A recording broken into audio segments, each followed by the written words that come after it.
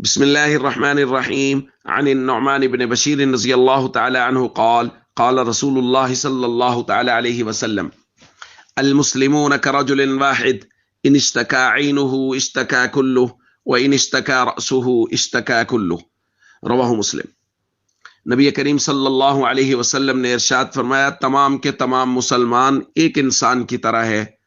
کہ اگر اس کی آنکھ میں تکلیف ہو تو سارے جسم کو تکلیف ہوتی ہے، اور اگر سر میں تکلیف ہو تو پورا جسم تکلیف کو محسوس کرتا ہے۔ دوستو،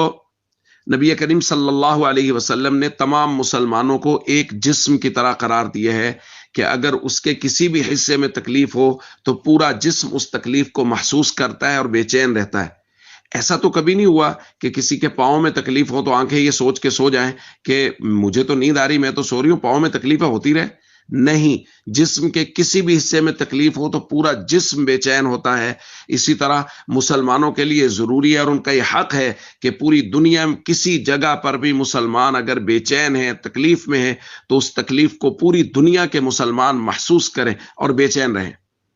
علامہ اقبال نے کہا تھا اخوت اس کو کہتے ہیں چبھے کانٹا جو کابل میں تو ہندوستان کا ہر پیرو جواں بےتاب ہو جائے۔ تو یہ ہے اخوت کہ پوری دنیا میں کسی بھی جگہ مسلمان اگر مظلوم ہے، مسلمانوں کو اگر تکلیف ہو رہی ہے تو پوری دنیا کے مسلمان اس تکلیف کو محسوس کریں۔ اور ہم لوگ جو کر سکتے ہیں القدس کے لیے، جو فلسطین کے موجودہ حالات ہیں، جو وہاں مظالم ہو رہے ہیں اور جو پے در پہ حملے ہو رہے ہیں اور جو معصوم بچوں کی جانیں جا رہی ہیں اور جو اٹھا کے لے جا رہے ہیں وہ نوجوانوں کو قید خانوں میں، عقوبت خانوں میں، اور نوجوان لڑکیوں کو، تو یہ قدس کے حالات کو سامنے رکھتے ہوئے پوری دنیا کے مسلمانوں کو بے چین رہنا چاہیے۔ اور اس میں جو ہم کر سکتے ہیں سب سے پہلے یہ ہے کہ ہم قدس کے لیے دعا کر سکتے ہیں، ہمیں مسجد اقصیٰ کے لیے دعا کرنی چاہیے، وہاں کے رہنے والے لوگوں کے لیے دعائیں کرنی چاہیے۔ اور اس کے بعد یہ ہے کہ جو ہم ان کی سپورٹ کر سکتے ہیں، مطلب سوشل میڈیا پہ بیٹھے ہوئے دوست آواز اٹھا سکتے، گو کہ آواز اٹھانے سے کوئی زیادہ فرق نہیں پڑے گا، لیکن کم از کم ہمارا حصہ ڈل جائے گا۔ اور جو چیزیں ان کی مصنوعات ہیں ہم ان کا بائیک آؤٹ کر سکتے ہیں کہ وہ لوگ تو ہمارے مسلمان بھائیوں